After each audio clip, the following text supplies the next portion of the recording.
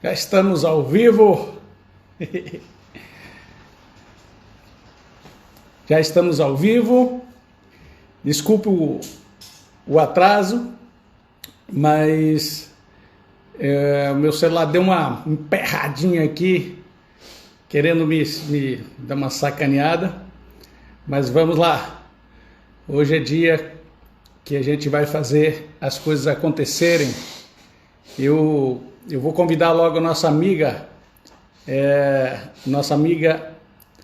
Leda Melosi, analista, que hoje vai estar transbordando para a gente. Seja bem-vindo, Leda.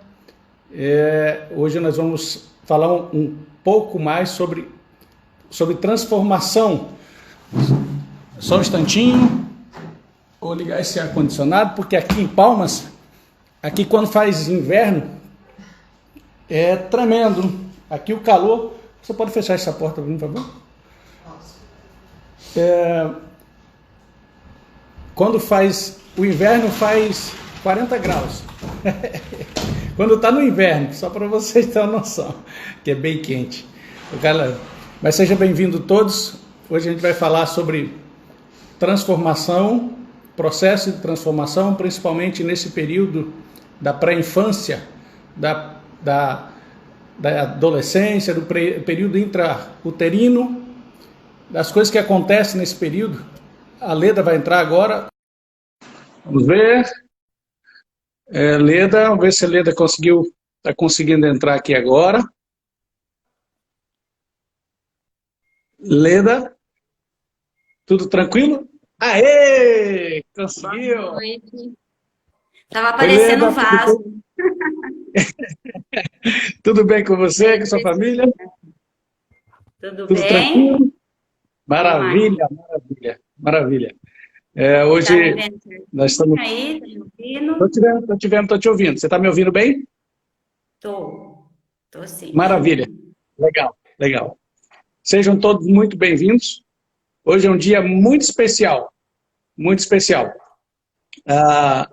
Especial porque sempre é um dia... O dia melhor é sempre aquele que a gente está vivendo. É o melhor dia da nossa vida. E é assim que a gente tem que entender. Não é isso, Leda? É hoje, né? Agora. É hoje. O melhor dia da Agora. nossa vida é hoje, é agora, é nesse momento. Amém. Então, eu queria te deixar à vontade para você falar um pouquinho de quem é a Leda. Quem é a Leda? Como é que nós Você podemos quer conhecer um pouquinho do seu apresentar, trabalho? Jesus? Você quer se Eu apresentar? Porque muita gente que está aqui não conhece você também, não, que eu não me convidei, conhece, né? não me conhece. Então, vamos lá. Eu vou me Não conheço apresentar para algumas pessoalmente, pessoas só virtual. que estão na live e não me conhecem. Eu sou Getúlio Fiuza. A gente sempre fala que está, porque nosso ser não é nossa profissão, nosso estado, não é o cargo que ocupa, nada disso. Eu estou veterinário, mas eu aprendi uma coisa durante esses últimos anos, que eu amo a minha profissão, sou apaixonado pela minha profissão, mas eu amo gente. Eu descobri no consultório de que eu gosto muito de gente. E é interessante, velho. Eu gosto de gente complicada. Aí a minha Eu não cunhada, que é minha sócia no meu negócio, ela que administra a clínica para mim, ela falou, não aguento, como é que você aguenta gente tão complicada assim? Mas eu amo gente complicada, porque isso é um desafio, eu sou movido a desafio. O meu comportamento é movido a desafio. Então, por isso, quando nós entramos na mentoria, eu acho que a gente se encaixa em algum momento na mentoria, foi aí que a gente se conheceu, a gente começa a foi. perceber que temos uma batalha enorme para fazer. Primeiro, é mudança da nossa mentalidade, porque quando a gente aprende que deve gostar de gente, então a gente só está começando os desafios, porque a primeira pessoa que a gente tem que aprender a amar de verdade é... A câmera está um pouquinho assim? Melhorou aí a câmera? Tá Melhorou? jóia. Melhorou agora? Legal. Então, a primeira pessoa que a gente tem que amar de verdade somos nós.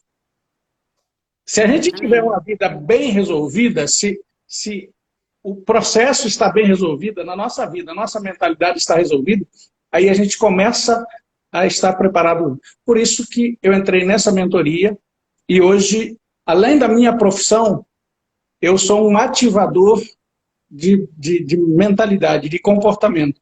E eu não sei andar mais em algum lugar sem transbordar na vida das pessoas. Não sei. É meu estilo de vida, já faz parte do meu estilo de vida isso. Entendeu? Sim. Esse é o Getúlio. Esse é o Getúlio, que está aí tentando transbordar, passando um pouco da minha experiência, mas vocês vão conhecer ao longo do tempo um pouco do Getúlio. Eu gostaria que você falasse um pouco de você. Na verdade, assim, eu moro em Palmas, só falar para você um pouquinho do que eu moro em Palmas atualmente, eu moro em Palmas, eu nasci no Rio Grande do Sul. Barbaridade, tia, saí lá do calor, do friozão e do calor. Mas eu fui morar na Bahia, morei por muitos anos na Bahia, morei em Luiz Eduardo Magalhães, a terrinha que eu gosto muito. Tenho um carinho todo especial por esse lugar. Mas hoje eu moro em Palmas. Então, aqui, aqui é um lugar bem quente. Bem quente. Caloroso. Aqui também, então, viu? Legal. Você mora onde? Eu sou aqui Na verdade, eu nasci em Ibaté, interior de São Paulo, né? Sim. É próximo a São Paulo. Legal. Araraquara, São Carlos, né?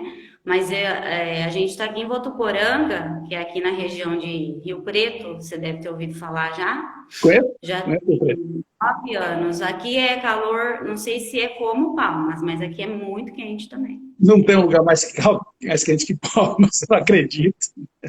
Isso, então aqui eu vim grávida para cá, né, da minha primeira filha, e nós estamos aqui já batendo recorde, vamos dizer assim. Legal. Já morei em outras cidades também, né, mas é muito bom você estar mudando, né. Aliás, a mudança, né, que nós vamos falar hoje, ela faz parte, né, a transformação, a mudança, o ciclo, né, não tem como você não mudar, né, não sair do casulo. Hoje nós vamos falar das fases, dos traços de caráter, né? Que é a área que hoje eu estou também, né? Não sei até que dia eu estarei como analista, né? Mas tudo é uma transformação, né? São as fases e as fases que, quando começa a dar algo errado, é porque você tem que sair dali. Seu corpo deu um sinal, alguma coisa, uma doença, uma dor, tem algo errado ali. Então, é o casulo da borboleta, é o útero, né? Você está no útero da mãe. Você vai ficar lá até quando? Você tem que sair dali, né? Você não vai morar no útero, né? Então, na verdade, eu até peguei aqui umas coisinhas, uns brinquedinhos das meninas para explicar, que até os pais podem estar explicando para os filhos. Quando vai passando de fase, né? Saiu da amamentação, não tem como explicar ainda nada que a criança não começa a entender nessa fase. Mas quando você vai inserir ele no banheiro, tirar a fralda, e aí você começa a ensinar a comer, e várias fases que você vai se tornando desnecessário na vida do seu filho, para ele caminhar sozinho, né? É verdade. Então, hoje é mais ou menos isso que nós vamos começar a falar, né, Getúlio? Porque é muita coisa e a transformação, na verdade, vamos começar aí pelo corpo, né? Que é o que eu falo. O corpo, na verdade, o que é o corpo? É energia, é tudo. Nosso corpo, ele fala com a gente o tempo todo. Ele dá sinais, né? Você cuida de animais? Cuido de animais. Os animais dão sinais, as frutas caem da árvore, né? Por quê? Já deu o tempo delas, né? Exato. E seus sinais, né? E o nosso corpo também é a ferramenta de pura energia, né? Essa primeira fase, Lida, é bem interessante, né? A fase intrauterina. É a mais interessante. É uma fase na verdade, é a primeira fase lá no útero, mas na verdade, antes para ela acontecer, você conheceu a sua esposa, óbvio, né? Vocês namoraram, vocês tiveram um relacionamento aí, e quando vocês decidiram ter um filho, né? Que aconteceu? O seu espermatozoide brigou lá, aquela fila lá brigou, foi um lá, conseguiu chegar na frente, pegou o óvulo, e a partir desse momento, o que ficou? Eles se uniram e formou uma célula, né? Dessa Exato. célula, o que aconteceu? Esse é o primeiro passo de tudo. Essa célula, você foi lá, você está lá no útero, é o embrião. O embrião está lá no útero. Então, essa primeira fase do útero, que é o traço que forma o traço da esquizoidia, na verdade, nós temos 5 traços, né? Todos esses traços, cada traço é uma fase. Você pode falar um pouquinho para mim o que é essa esquizoidia? Porque tem muita gente que não sabe. Para mim, eu fiquei estudando um pouquinho sobre esse tema. A esquizoidia acontece na fase do útero, tá? O traço de esquizoide é assim, ninguém é um traço. Por exemplo, eu tenho um pico de esquizoidia. Eu tenho um pico de esquizoidia que é meu primeiro pico, que foi a fase do útero, que é a fase que marcou no meu corpo e na minha ação, na minha personalidade, a minha maneira de se comportar no mundo externo, vamos dizer assim, como as pessoas me veem. Então, tem muitas características que acontecem nessa fase. Então, a fase do útero, o que é? A criança está lá no útero, ela só vai sentir ali dentro. Ela está ali dentro. Tudo que a mãe que dá o alimento para ela, né? Através do cordão. Só que assim, a todo momento que a criança está ali no útero, ela está sentindo tudo que acontece lá fora. Ela pode não ver, mas ela sente tudo que acontece. O útero é como se fosse uma caverna, é o lugar que ela se sente protegida, que ela está ali, ela tem várias sensações, é o mundo a gente fala assim que é o mundo do esquizoide, né? É o momento da rejeição. A dor do esquizoide, ninguém é um traço. O seu Getúlio foi a Leda, daí eu tenho esquizoidia na testa, tem várias pessoas que você olha e fala, nossa, esse é esquizoide, muito esquizoide, né? Aquela pessoa magra, né? Tem várias características para você identificar uma pessoa que tem o traço de esquizoidia. E aí, nessa fase do útero, o que acontece? A criança se sente rejeitada, a dor dela, quando ela saiu do útero, por exemplo, eu tenho essa dor da rejeição, de a todo momento achar que eu estou sendo rejeitada, eu tenho medo de existir. Para mim está sendo um desafio, eu faço uma live, né? É o medo de existir, é o medo de aparecer, porque eu sempre fiquei na caverna. Essa rejeição, ela está ligada a uma situação de que a mãe não queria a gestação, ou não estava preparada para a gestação? Tem várias situações. Não existe uma única situação, porque é o que eu te falei. Você é o Getúlio, eu sou a Leda, minha impressão digital é única, a sua também. O que eu passei dentro do útero, ninguém passou. Só eu passei, entendeu? Entendi. Mas existe isso, né? No meu caso, não é que a minha mãe não me queria, mas ela não foi uma gestação programada. Mas a minha filha de 8 anos foi uma gestação programada. Mesmo assim, ela tem muita esquizoidia. Só que eu estava em uma cidade que eu também não queria estar, e aí acontece várias coisas, as sensações que você tem, você passa para a criança, o medo, esse medo de existir é da fase do útero, né?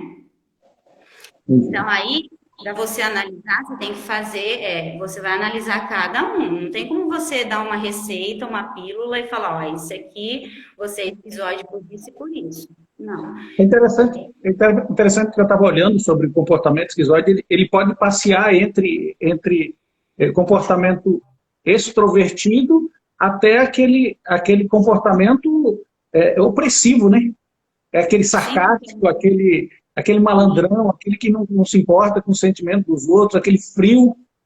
É interessante. Na verdade, ele se importa, mas ele consegue não demonstrar. E aí tem a mistura dos outros traços, porque você é o sim, Então, tem aquele esquizoide que ele vai ficar. Às vezes você tem um filho aí, alguém que está assistindo, tem um filho que gosta de ficar isolado no quarto, jogando videogame. Você pode ter certeza que ele pode até estar, ele usa óculos, que é uma das características do esquizoide é o óculos. Ele é magro. Aqui ele tem muita energia na cabeça, é uma pessoa extremamente criativa. Ela cria sim coisas fantásticas, mas ela não tem ela não é muito de ação, né? De agir. Ela tem aquele mundo dela de sentir, de imaginar, de criar, só que ela não consegue. Ela foi lá, criou, o cara criou a câmera digital que nem existe mais, né? Agora tá tudo Aham, no celular. sim. Ele criou aquilo, mas talvez ele precisou de outras mentes, outras pessoas, um para lançar. O Mazoca é uma pessoa que é um planejador, que é a outra fase, né? O rígido é aquele cara competitivo, geralmente é uma pessoa com o corpo todo harmônico. Então, são essas 5 fases, né? Eu não sei se eu estou fazendo confusão aí na sequência, porque na verdade eu só estou falando do Não, esquizóide. mas Então aí, ó, o esquizóide está aqui, fica, está no fica útero. tranquilo. Pode Tá no fluir aí útero. que você tem O o que que assunto. aconteceu? Ele tá lá, chega uma hora que nem a mãe aguenta mais aquela criança, porque ela não consegue nem mais respirar. Isso daí só quem sabe é a mãe que carregou. O pai não tem esse sentimento, né? Verdade. Ela não consegue mais E agora, dormir. e agora, em época de pandemia ainda, aí que piorou um pouco a situação, né? O que tem que acontecer? Essa criança chega às 38, 39 semanas, ou ela sai, ou os dois vão morrer. Não tem como. Ah, eu quero ficar com essa barriga pro resto da vida. Ou mães que também não gostam da gestação, né? Tem várias coisas. E aí chega um momento que a criança tem que sair dali. Ela saiu dali, ela chorou, o que que ela vai? Ela vai direto pro peito, que é a fase oral, né? Ela vai direto pro peito, ela vai mamar, que ela precisa o quê agora? Ela precisa ser nutrida, ela precisa de colo, ela precisa do olhar da mãe, ela precisa. Essa fase, essas duas fases, é a fase onde a criança, se ela tem um trauma aí, ela saiu, ela já estava no útero, que ela se sentiu rejeitada por alguma coisa, tem vários casos, né? Pessoas que tomam remédio, pessoas que não querem criança, brigas durante a gestação com o marido, com outras pessoas de fora, uma pessoa que passa muito nervoso, isso tudo vai passando para o bebê sente tudo. Uhum. Aí saindo dali, acontece alguma coisa, né? Ela não vai ter esse contato com a mãe, ela vai ter que ter o contato com outra pessoa, ou ela tem esse contato com a mãe.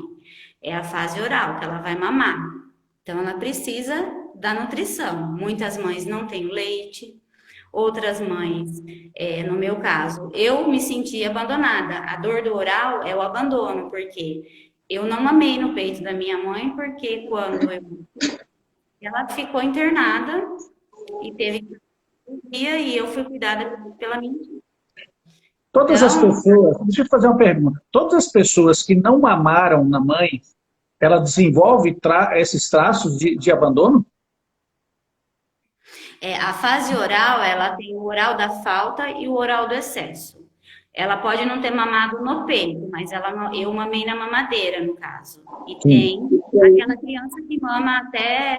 Tem mãe que amamenta até 3 anos. Eu não sei certo a fase, né? Porque eu também não tive leite, eu amamentei muito pouco. Mas as minhas filhas mamaram na mamadeira. Mas tem a diferença, porque aí tem o oral da falta e o oral do excesso. É tudo muito. É uma digital mesmo. Você tem que estudar a pessoa, sabe? O que que aconteceu naquela fase. O corpo, ele vai mostrar as formas que você vai olhar para a pessoa e vai falar: essa pessoa é oral da falta, essa pessoa tem rigidez, essa pessoa tem muito mazoca, entendeu? Pessoas com traços quadrados, a bunda mais para dentro, é uma pessoa que teve, que é da fase do desfraude, né? Que teve ali alguma coisa que aconteceu, que ela foi humilhada. Tem casos de mãe que passa, a criança passa com o cocô lá e fica, e sei lá que hora que vai tirar essa fralda, acontece. São várias coisas que acontecem em cada fase, né? E aí, da fase oral, o que, que é a dor dessa criança? Ela se sente abandonada. Então, Aí pode acontecer. nessa fase inicial, tanto a fase uterina como na fase da amamentação, o papel mais importante nesse momento aí, na formação ou não formação da equizoidia, está totalmente ligado à mãe, né? Totalmente, totalmente. O pai não tem como dar o peito, o pai não tem o leite. Como que o papai vai dar vai dar o leite, que ele não tem aquele leite, ele pode Ele dar a pode, mamadeira. ele pode contribuir, por exemplo, se ele maltratar a mãe durante esse período, também a criança, a mãe recebe essa carga Depende da e reação certamente da também. mãe. Tudo depende da reação da mãe, mas essas duas Sim, fases, a criança está totalmente, não, ela está muito ligada à mãe. é Ela diretamente sente para a mãe. a presença do pai ali, que o pai estava ali, pelo fato de sentir, né? Isso aí vai ficar no inconsciente, ela não tem como você lembrar. Uhum. Mas essa fase é a mãe que está presente ali. Alguma coisa que ela possa fazer para prevenção disso, ela tem que ter conhecimento disso, né, para poder não fazer mesmo. Senão, se ela desconhecer, se ela ignorar, ela vai acabar fazendo. Né? É o que eu falo assim, o que que acontece? Eu vou me prevenir, então, quando eu ficar grávida, eu não quero, eu quero só meditar, eu quero ficar zen, na fase, eu vou fazer de tudo para ter leite. A pessoa ela vai ficar se cobrando demais. Ela tem que ser tudo natural, entendeu? Natural. Uhum. Esse conhecimento não é de agora, Getúlio. Isso daí eu tenho um livro aqui, né, do William Reich, é de 1930, ele fez ele, Freud, né, essa análise do caráter. Então, o que que influencia isso? Tudo influencia na emoção, no molde do corpo, como que vai ser formado o seu corpo, mas ninguém tem, na verdade, como se prevenir ou culpa. Meu filho é só esquizoide, a culpa é minha. Na verdade, ninguém tem culpa, porque as coisas que vão acontecendo, eu me formei, assim, o que aconteceu com a geração dos meus pais, depois tem a geração dos meus avós, isso tudo é um abismo que a gente vai levando de geração para geração. São Olha, coisas que vão. tem uma pergunta interessante da Paula Fius. Ela está perguntando assim: depois que eles estão grandes e já passaram pelo excesso, no meu caso, o que fazer? Tem o que fazer depois que são grandes para resolver esse problema? Aí que você entra, a tua capacidade, dentro do analista. Ó, o que que tem não é assim, não é o que você tem que fazer, né? São essas fases aí. O útero se tornou desnecessário, a criança saiu dali, ela não volta para o útero. Ela está na amamentação, no colo e no olhar da mãe. Tá, o que que vai acontecer ali? Mamou, teve colo, teve toda aquela nutrição. Tá, chega um momento que dali ela vai para onde? Ela vai começar a querer engatinhar, ela vai começar a querer ter contato com outras coisas e ela vai estar na fralda. Ela não vai voltar para a teta. Você imagina uma criança de 7 anos mamando na teta da mãe? Eu te falo, Não. quem fez essa pergunta, na verdade, foi minha esposa. Ela fez essa pergunta Ah, porque tá. ela não deixou minha filha engatinhar. Eu não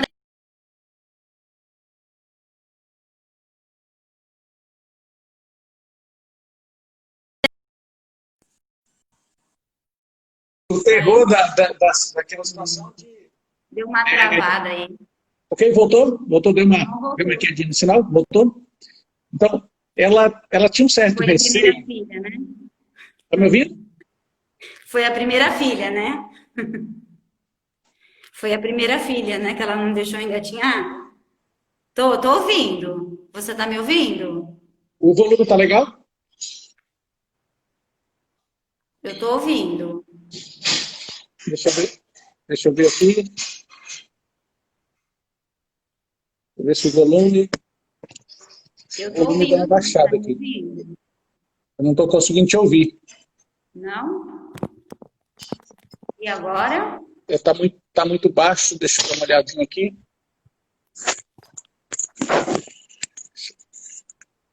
O volume está total. Está ouvindo agora? Eu tô te ouvindo. E você? Vamos ver. Deixa eu ajustar aqui a câmera. Vamos lá. Tá me ouvindo? Você tá me ouvindo? É, tudo bem? Sim, eu tô ouvindo. Eu não sei o que aconteceu, eu tô conseguindo, tá muito baixo o volume para mim. Meu volume tá no máximo também. Deixa eu só ver aqui no. Tá chegando, o volume tá chegando, o som tá chegando bem para vocês que estão assistindo? Tá, Tá com uma tá, altura boa? tá. Para as pessoas que estão assistindo, quem tá chegando normal o som para vocês? Fale aí Voltou, alguma tinha coisa. caído. Está ótimo. Colocar o som Tá, então vamos lá. ok. Eu vou tentar te ouvir, só para mim que tá chegando muito baixo. Eu não sei por que tá chegando muito baixo. Deixa eu só pegar.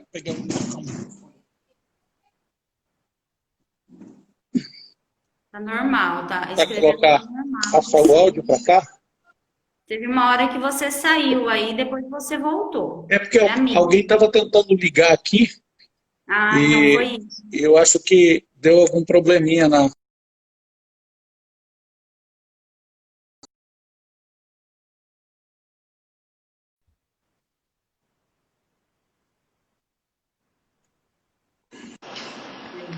Ok, agora conseguiu melhorar, porque eu consegui colocar aqui. Eu acho que deu alguma coisa no áudio, não sei, uma coisa estranha, mas vamos lá, vamos retomar. Bom, então, depois de adulto, então, fala lá. Minha esposa falou isso porque ela privou minha filha, os medos que ela tinha, ela de certa forma privou minha filha de algumas coisas porque ela tinha medo de doenças e aquela história toda. Então, não deixava ela engatinhar. Ela praticamente andou, ela saiu e andou. Então, isso traz alguns problemas. Já percebi que ela tem alguns problemas de controle de motor, desbarra nas coisas com facilidade. Isso já está provado, é provado que é dessa fase, né? Porque não engatinhou, não tem um Essa controle fase motor aí, legal. qual que é o maior problema que vai gerar? É a comunicação, né? A fase oral, ou ela vai se comunicar, ou a criança ela vai se comunicar demais, porque tem o oral do excesso e o oral da falta. Eu já não falava, porque eu fui abandonada pela minha mãe. Eu não abandonada assim, né? Eu não tive aquele contato com ela. Mas a fase de rejeição, com o abandono. Aí eu não me mexia, parecia um robô na infância. E na escola eu ficava, né? Entendi. Então, vai interferir de várias formas, vai interferir. A criança, ela vai se sentir de uma forma aí. Então, você está ouvindo um barulho? Tá dando uma, tipo uma certa uma interferência, parece no som. Mas vamos lá, vamos tentar. Não tem, aqui não tá tendo nenhum barulho, não. Agora estava voltando um chiado para mim. Será que você não tem nenhum um aparelho ligado próximo para captação? Não, eu estou Não. fechada aqui. Estou na sala, estou fechada aqui. Não tem nada. É estranho, né? Tá esquisitinho. Tá dando um eco, tipo um eco. Eu estou ouvindo, tá comigo. Será que não é do fone, o Getúlio? Será que não é do fone? Não, o fone não tá. Vamos lá, vamos tentar. Pode ser que passe. Começou depois do fone esse chiado? Tá chiado ainda. Eu não consigo ouvir direito a sua voz, Leda. Chiado. E agora, vocês estão me ouvindo? Vou ter que fazer outra live. Você tem algum fone? Você tem algum fone para colocar? Tá chiado? Eu estou ouvindo só com eco, mas eu estou conseguindo te ouvir. Melhorou, tá ótimo. Tem uns que estão falando, agora melhorou. Então vamos lá. Legal. Eu acho que pode ser o sinal que está caindo e está fazendo isso. Sim, pode ser. Forças, energias. As energias. Verdade. Alguém que não está querendo que vocês saibam os conteúdos da Leda hoje. Né? Tudo certo.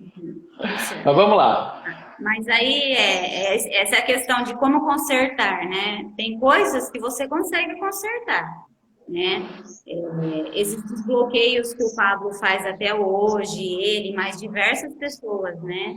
São desbloqueios lá, ele mesmo, ele tinha um bloqueio da comunicação, ele era gago, isso foi na fase do útero da fase oral. Alguma repressão. Muitas pessoas também que preferem só ouvir e não dá opinião, aquela pessoa que observa, né? É muito do Mazoca aí. Ele observa mais, ele não é de ficar dando muita opinião, entendeu? Ele é mais observador, que é a fase do desfraude, né? Da humilhação. Às vezes ele tem medo de ser humilhado, né? Então ele faz tudo assim, planejado, para que nada saia humilhado, porque essa dor para ele é uma dor de humilhação, é horrível, entendeu?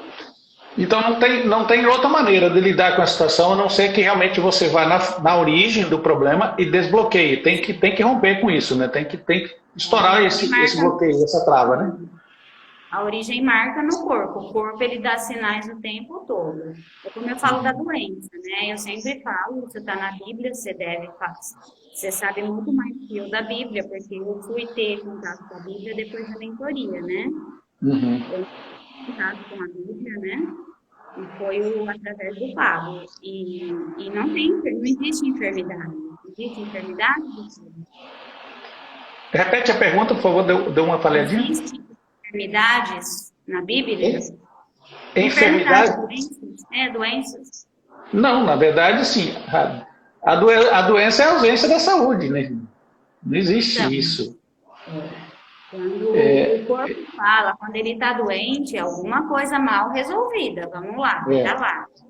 Vamos ver o que. Às vezes tem gente querendo voltar para dentro do útero, tem gente querendo voltar para a teta da mãe. Né? Com 30 como ele anos, disse. Está lá na teta da mãe ainda. Né?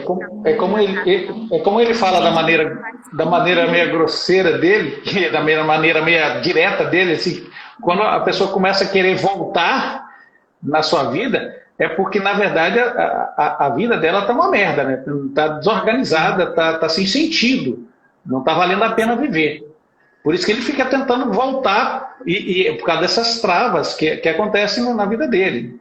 É interessante, se falando disso, eu lembrei foi de uma trava de comunicação, que até hoje ainda eu tenho, algumas coisas eu fico, às vezes, meio gaguejando, eu tenho um pouco de dificuldade para fluir, e isso tem melhorado, mas para mim foi um parto. O dia que eu tive que apresentar o primeiro seminário na faculdade, na verdade foi difícil, foi com 2 turmas juntas, eram 80 alunos e 2 professores, cada um de um lado olhando. Então foi muito tenso, eu derramei acho que uns 2 litros de suor. Quando eu terminei, eu estava banhado de suor, tão tenso que estava. Mas é porque a gente, na verdade, não tem medo de falar em público. A gente tem medo de errar em público, esse que é o fato, que a maioria das pessoas trava, né? O medo da falha, né? O medo de ser reprovado, o medo da aprovação. E eu lembrando desse fato, eu lembrei de um fato que aconteceu comigo na infância, é que uma vez eu estava na casa de uma professora minha, eu acho que eu tinha por volta aí dos 5 a 6 anos, eu só lembro desse detalhe, era bem jovenzinho ainda, e eu fui para casa com uma professora, estava de férias, a professora disse, vou levar o Getúlio comigo, aí passar as férias com ela. E aí eu era tipo daquele menino que perguntava de tudo. Eu sempre fui muito curioso, a curiosidade sempre foi muito frequente assim, na minha vida. Eu sempre quis saber a razão das coisas, para mim o porquê que move o mundo.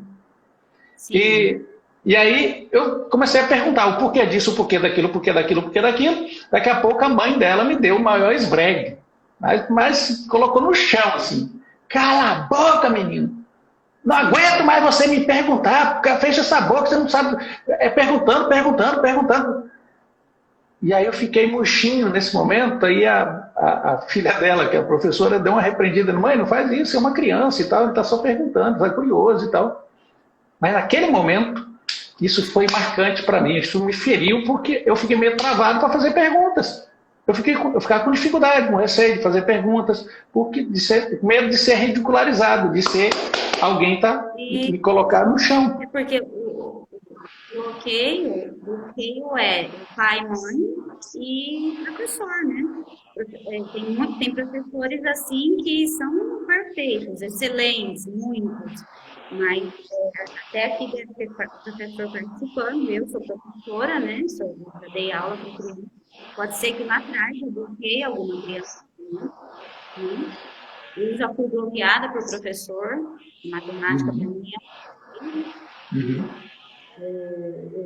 Hoje eu já começo a falar que eu vou aprender, porque eu falar eu não consigo, eu já estou me limitando, né? Assim, aqui a palavra não consigo é proibida aqui, né?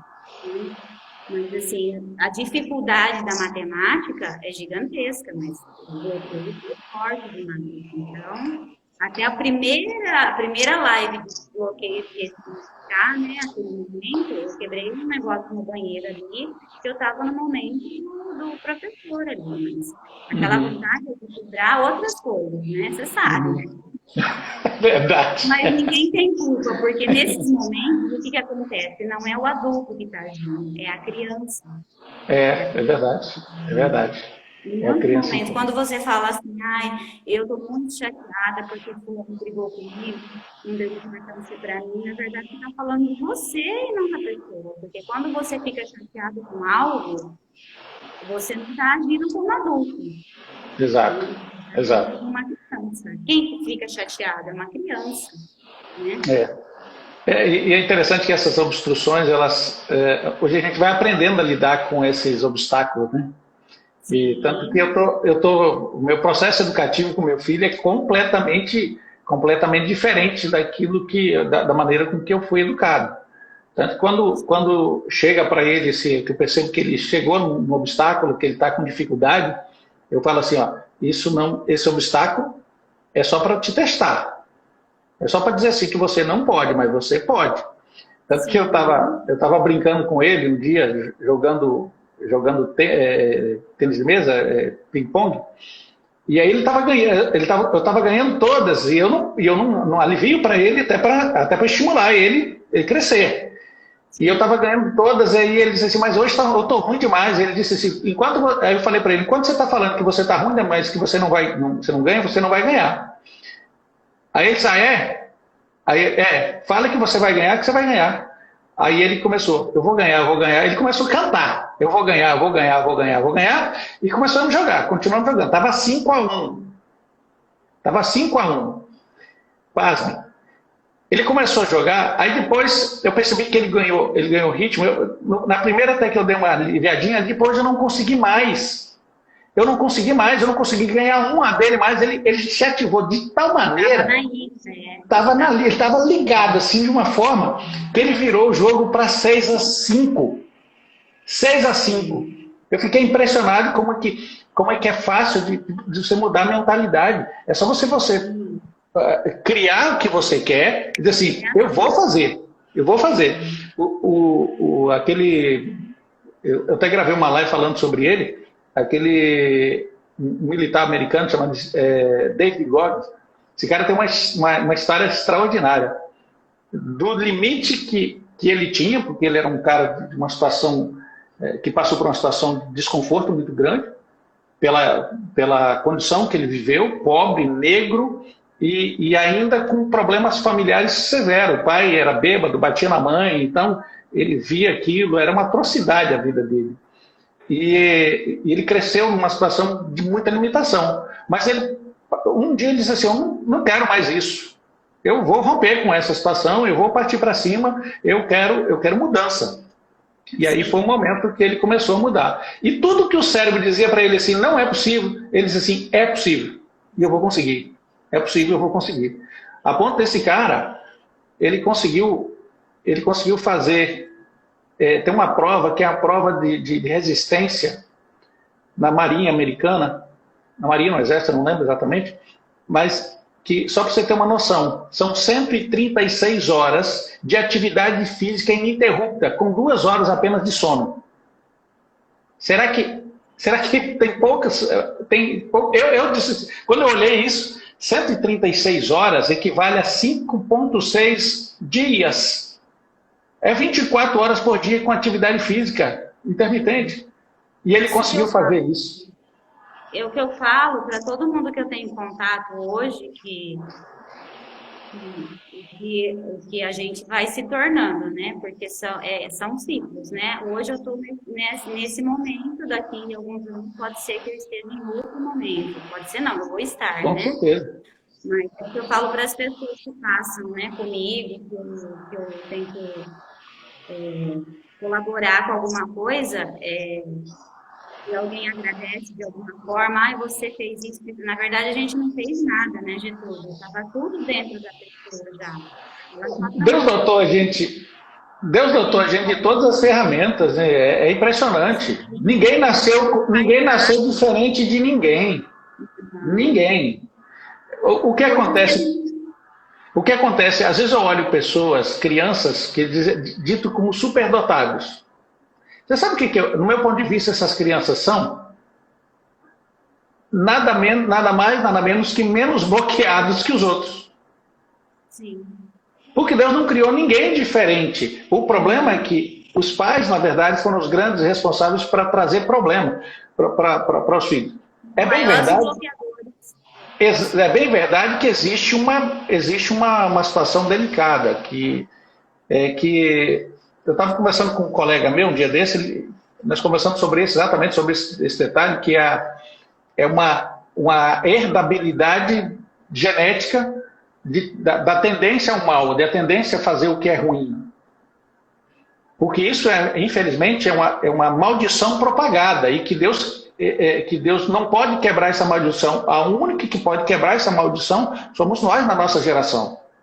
Então, quando chega a nossa situação, nós conversamos sobre isso, ele falou uma coisa bem interessante, ele disse assim, nós somos vítimas de vítimas. Aí eu, uau, caraca, agora que eu me dei conta disso, vítima de vítima. Nossos pais eram vítimas dos avós, os avós dos avós e aí por diante. Quer dizer, chega na nossa geração, aí o que acontece? Se nós não frearmos, não rompermos com essa maldição, ela vai se propagar para a geração seguinte. E nossos filhos continuarão com o processo. Só que o que é interessante diz o seguinte, nesse versículo que diz sobre isso, que eu vingarei a maldade dos pais dos filhos até a terceira e quarta geração, tem uma, se parasse tudo aí, seria uma tragédia, né, para a humanidade. Mas tem um que diz assim, na frente desse mesmo versículo, que diz assim, mas eu farei misericórdia até 1000 gerações para aqueles que me amam e guardam meus mandamentos. Ou seja, aquela maldição sendo quebrada, a tua descendência toda vai herdar a essa dádiva. 1000 gerações, você sabe, entende o que é isso?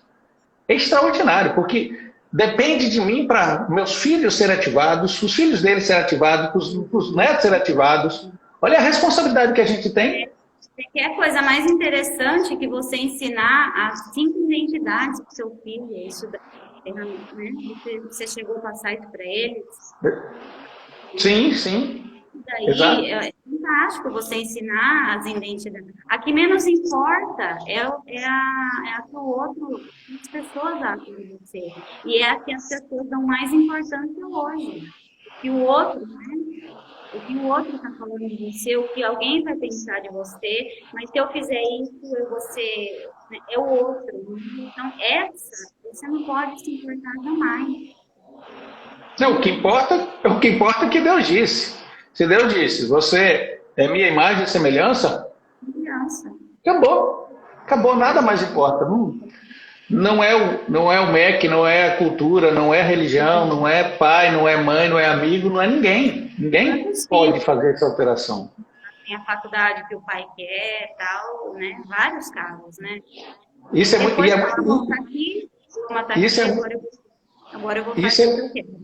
Isso é muito comum, né, Leda? Os pais querem viver o sonho nos filhos.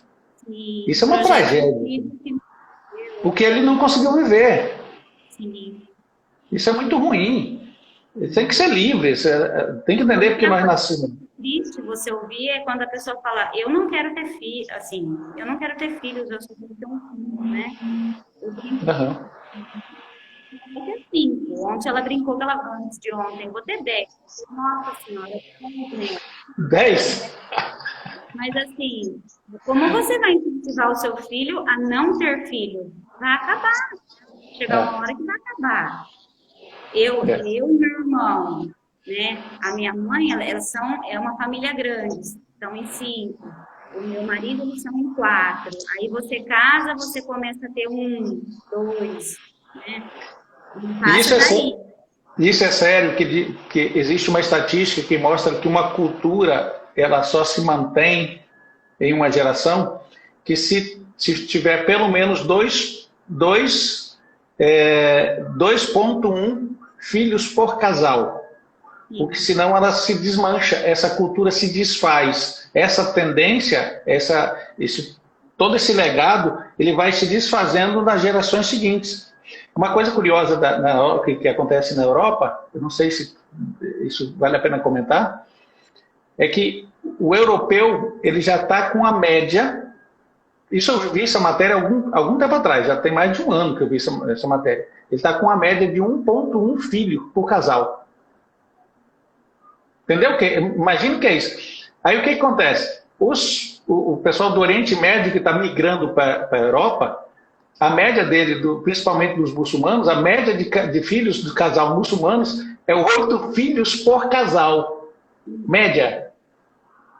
Entendeu? Então por que a Europa está vivendo está sendo tomada pela cultura do islamismo?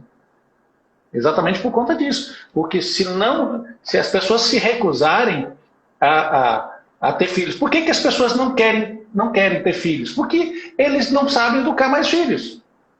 Eles esqueceram como é que essa pandemia está claro isso, né? Tem gente Exatamente. Matando em todos os sentidos. Exatamente. É triste. Pessoas que sonhavam em ter um momento com os filhos, ou meia hora, eu precisava ter meia hora a mais, agora tem o dia todo e não está conseguindo. Mas eu tenho um conceito, Leda, sobre isso, por isso que eu acho que é importante esse transbordo, por isso que eu me propus a fazer isso, e hoje eu trabalho incessantemente para isso, porque quanto mais pessoas eu ver fora desse padrão, mais feliz eu vou ficar. Quanto mais pessoas ativadas eu ver por perto de mim, eu vou ficar mais feliz. Porque é o seguinte, não tem como eu dar para alguém aquilo que eu não tenho. Não é possível. Como é que o pai ou a mãe vai dar para o filho aquilo que ele não sabe que existe, ele ignora? Ele simplesmente vai pegar para transformar essa criança num outro indivíduo igual a ele. Ou pior.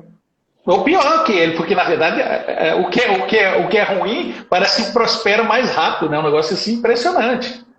Sim. Só que a partir do momento que você começa a criar uma geração de pessoas que entendem esse projeto, que entendem essa necessidade de uma mudança de comportamento, as coisas começam a ir para outro nível, para uma mudança de perfil.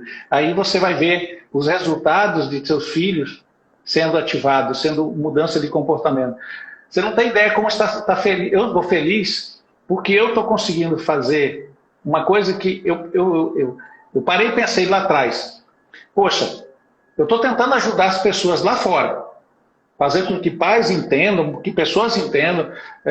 Eu atendo muitas pessoas, ajudei muitos casais a encontrarem os seus verdadeiros problemas no relacionamento. Tem muita gente que chegou lá, foi lá no consultório, eu posso me consultar com você?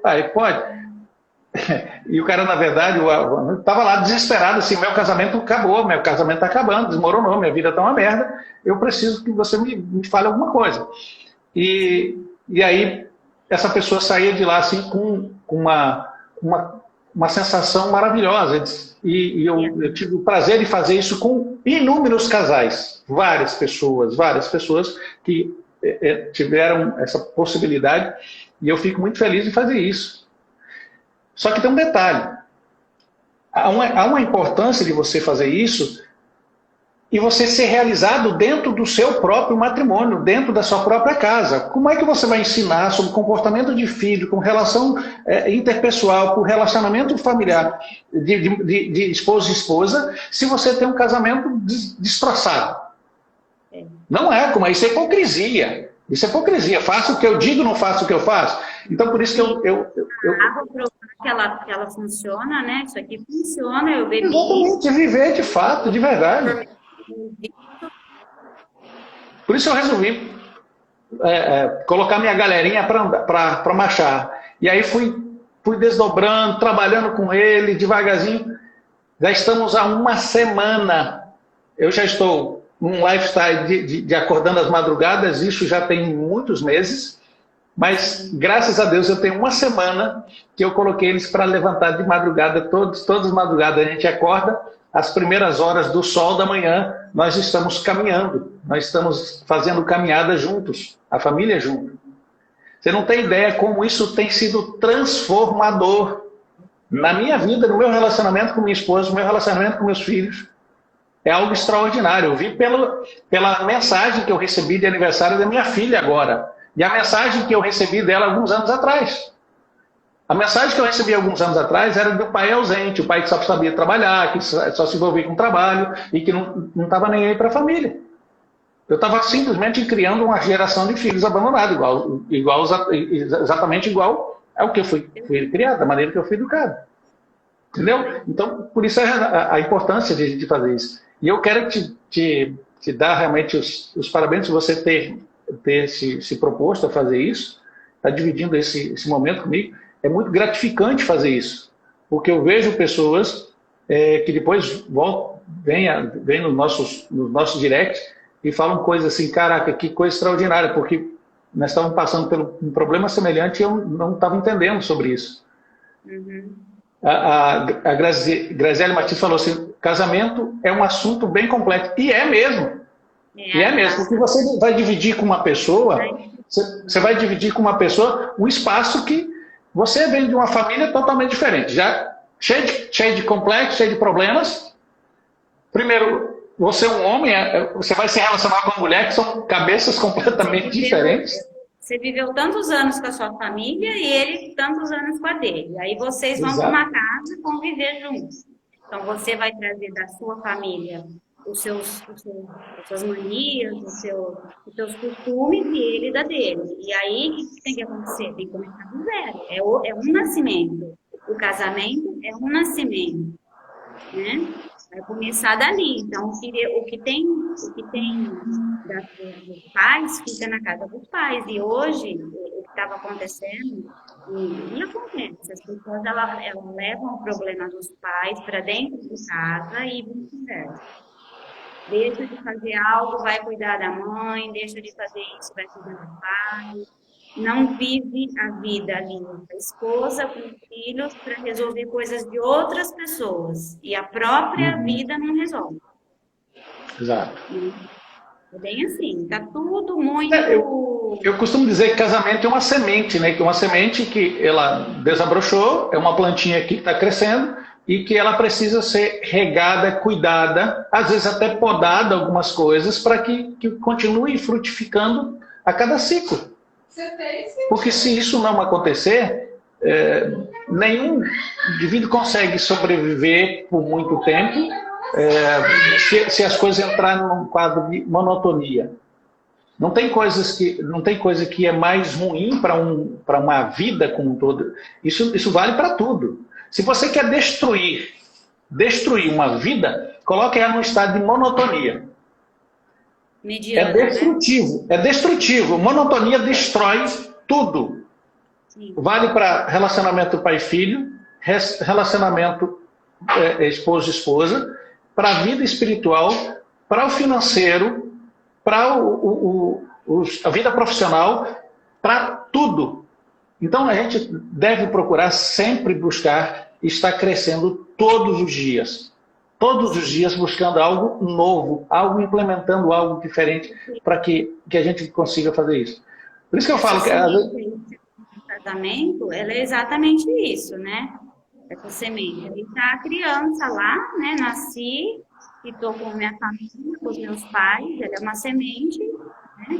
Vai chegar um momento que você vai ter que se tornar necessário na vida dela, ela vai namorar, ela vai casar, ela vai ter a vida dela e você vai começar uma nova vida de novo, você e a sua esposa, quando os seus filhos forem embora.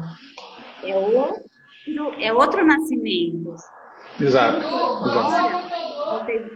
É outro nascimento, é outra fase, né?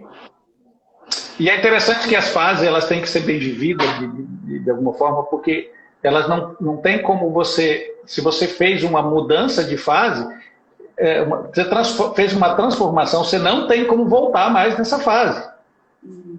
Você não tem como voltar. Uma mangueira não volta para dentro de uma semente de manga, de caroço de manga de novo. Você vai voltar para a casa dos seus pais? Não tem como voltar. Não tem como voltar. Será que cabe ali dentro? Será que como vai ser? Tanto que é destrutivo isso, né? Não tem coisa que incomoda mais um casamento do que você viver dentro da casa de seus pais. Isso é realmente muito ruim. O Renato falando aí, ó, meu sogro é assim, vive uma vida monótona, percebo que ele não é feliz, tem dinheiro, mas não tem vida em abundância. Verdade. O que dinheiro serve? Dinheiro não serve para nada, sem que realmente você seja próspero. Prosperidade, indivíduos prósperos eles são prósperos em tudo. Quem é próspero em uma porção da vida não é próspero. Não é próspero. Se você é próspero, você prospera em tudo. A mentalidade tem que realmente tem que prosperar. As finanças prosperam, o relacionamento, a família prospera, a vida espiritual prospera, a vida profissional prospera, tudo prospera. Porque a gente entendeu o projeto ao qual foi criado. Esse é o governo. Quando fala em Gênesis 1:26, para mim o início, se quem quer entender, eu costumo desmontar. Eu costumo desmontar muitas perguntas. Quando eu começo a conversar com algumas pessoas, e eu uso sempre isso para o início, às vezes, de uma conversa que eu quero fazer com que ela entenda. Eu pergunto assim para ela: você é feliz? Aí ela diz: sou. Aí eu pergunto assim: e o que te faz feliz? Entende? Porque isso é um negócio assim que é tremendo. É tremendo. Nós estamos com um tempo... Porque não consegue explicar. Ou você entendeu que você é, porque você tem a essência de Deus, você é feliz. Você não depende de nada. A felicidade não depende de nada. Porque quando a pessoa diz que é feliz, você faz uma pergunta para ela: e o que te faz feliz? Ela fala alguma coisa que está no externo, né? Está ali no externo. Está. Ela quer dar explicação em estado. O estado não é o ser. É um estado. As pessoas confundem felicidade com alegria, com tristeza, com um momento. O princípio e a regra, né? Exatamente. É o princípio e a regra. Tá, o princípio e a regra, né? O que é princípio e o que é regra? O Renato está dizendo assim, ó, eu tenho prosperado depois que eu comecei a conviver contigo. Legal, Renato. Vamos prosperar junto, amigo. Olha, nós estamos encerrando. Infelizmente, o nosso tempo está acabando. Eu queria que você fizesse suas considerações finais. E agora nós temos apenas agora 1 minuto. Então, nesse minuto aí, você faça suas considerações finais, por favor. É uma pena, o tempo fica curtinho, né? Para quem fica curtinho, 1 hora passa rápido. Praticamente foi mais um bate-papo, não deu para explicar muito dos traços, como que funciona. Mas esse é o objetivo, né? Esse é o objetivo. Daqui a pouco você vai fazer uma mais técnica, você vai começar a poder fazer uma mais técnica e vai ficar mais tranquilo. É o que eu falo demais mesmo. Já valeu do meu desbloqueio virtual aí, hoje, o Getúlio está participando, né, Getúlio?